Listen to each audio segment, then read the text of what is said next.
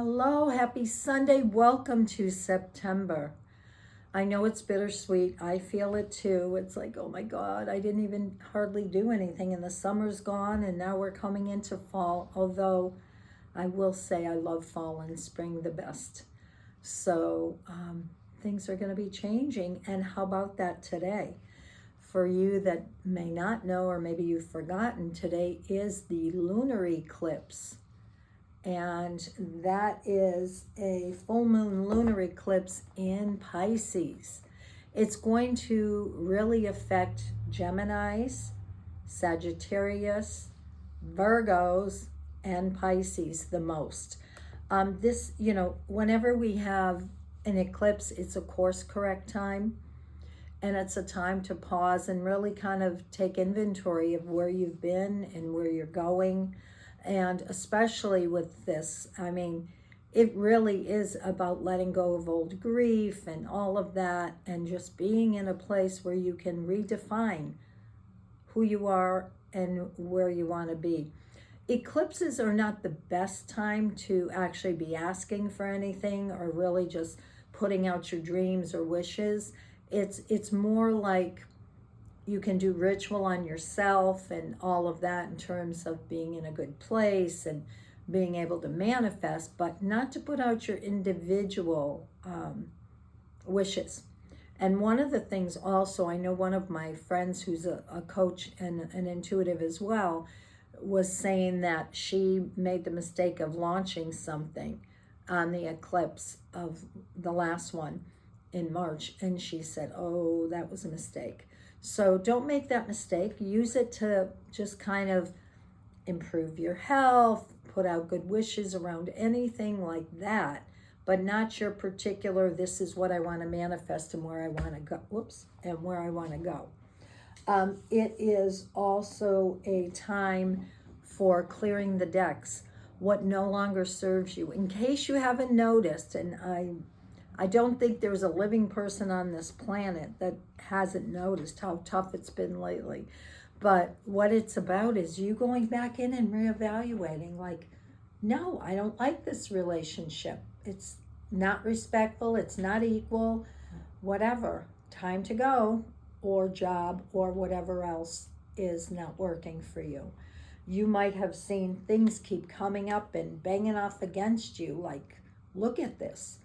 And we're at the place that we can no longer ignore what's there.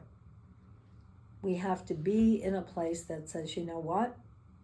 I can't. I have to do something about it. And if I don't, shame on you, because the universe will show you the results of that too.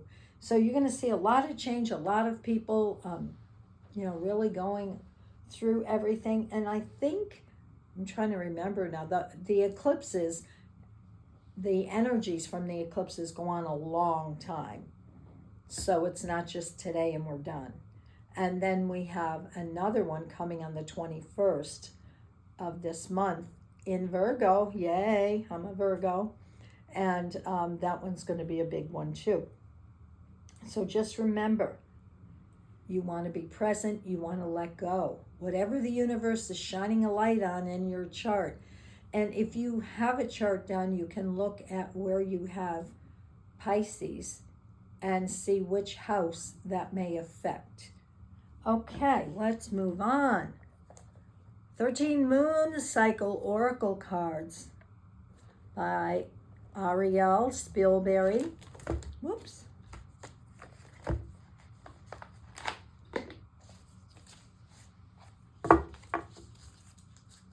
I think I'm going to do, they feel slippery. Let's do them this way.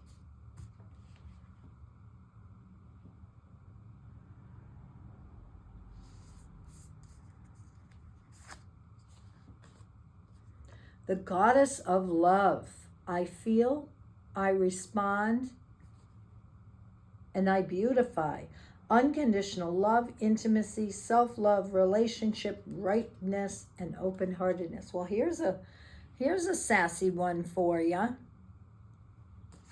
And as I look at this card, I love it because it's got a shell next to her, the spiral of life. And she just looks open and ready for whatever's coming her way. course. Let's see, the goddess of...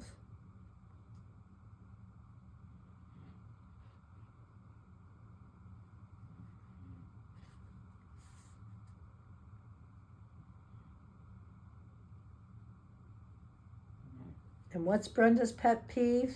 No number on the card.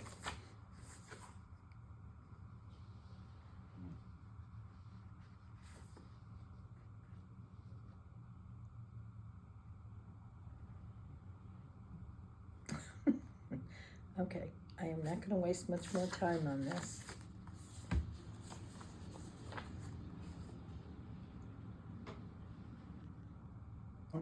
Okay, so anyways, being open, being able to receive love. And you know what comes to me is self-love, right?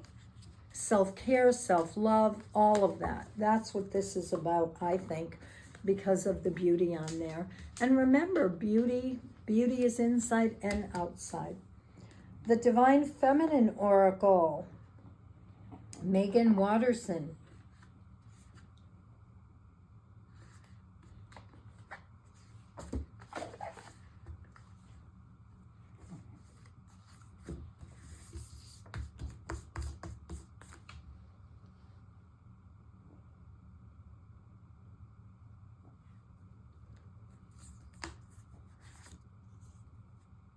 Dakini, the Enlightened Feminine. My gut instinct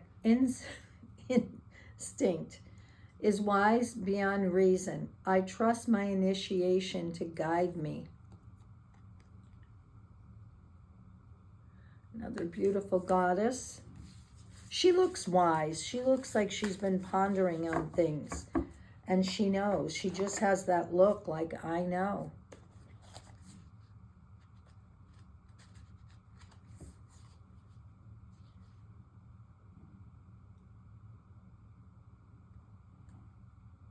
Ah, found it.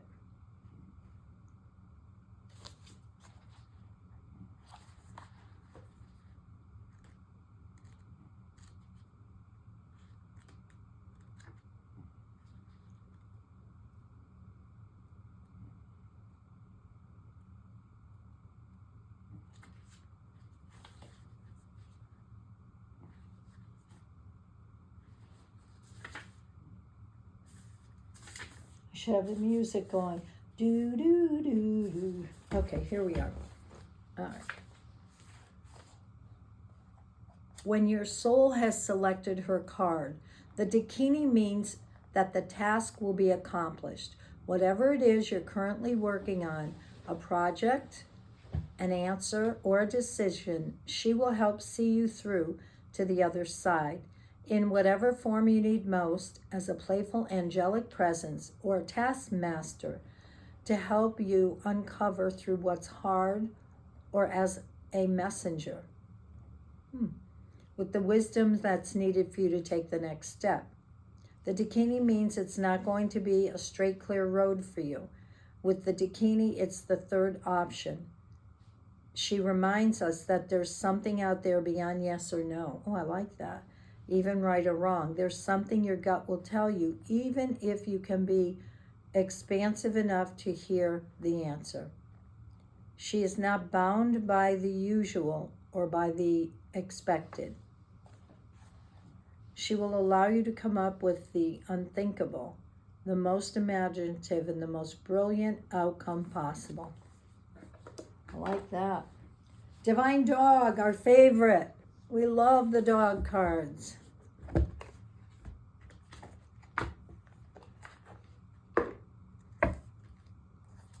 Just a quick plug in.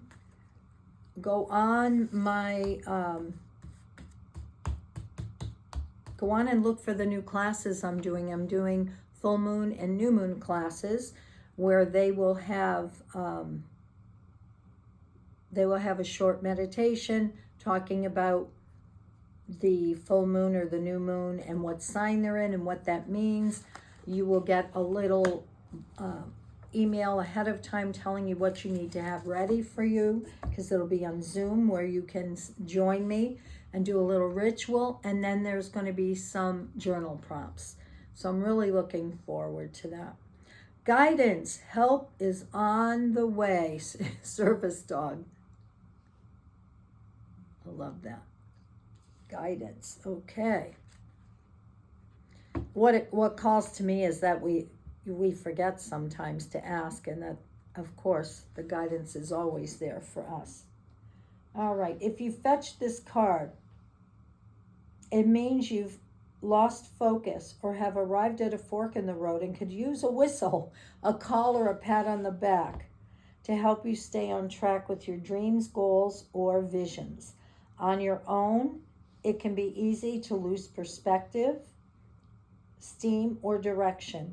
It can be challenging to keep your eye on the ball without a guiding paw to help you along your way.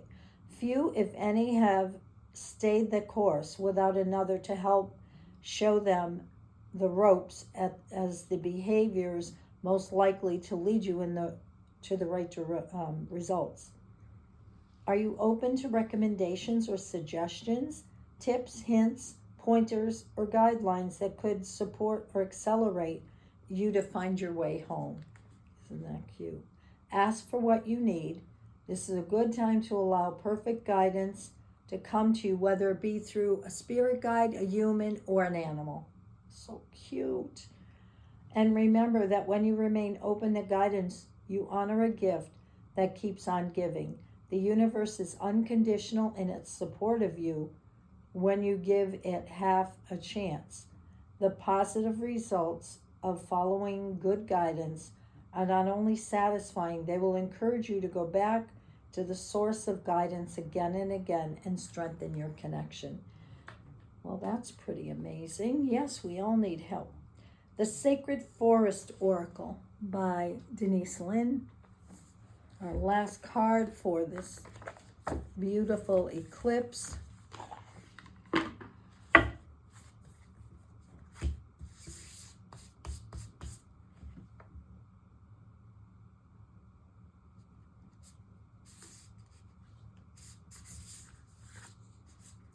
Playfulness, elves. I love all the colors, the earth colors she's used on this. And God bless you, Denise. You have a number on this card. I want to just put a little plug in. My cards will be coming out in a few months. Some of you know I've been working on a coaching and oracle deck, and I cannot wait for them to come out, and hopefully we will have them in a few months. Playfulness. The elves have invited you to dance with them under the stars in the moonlight. The music begins and you twirl and leap with glee. Elves and fairies dance around you and the wild spirit of the night fills you. All inhibitions fade away and you giggle with delight as the spirit of playfulness enhances you. Allow your inner child to play, embrace your innocence. If you've been talking too serious, this card reminds you to lighten up. All that is required of you is to enjoy yourself and show up. If your responsibilities and hard work have ever clogged your life force energy, it's time to give yourself a break and have some fun. Nurture your spirit by doing something unexpected, madcap, or even silly. The greatest gift that you can give the world is your joy, so make it a priority. Like fairies, elves are determined to bring you to where you need to be just through the act of having play. There are accounts of elves throughout history in every country in the world. Many people attest to having seen them playing in the woods. In some traditions, they are thought to be gleeful tricksters with a reputation for pranks and mischief. Allow the joyous energy into your day now.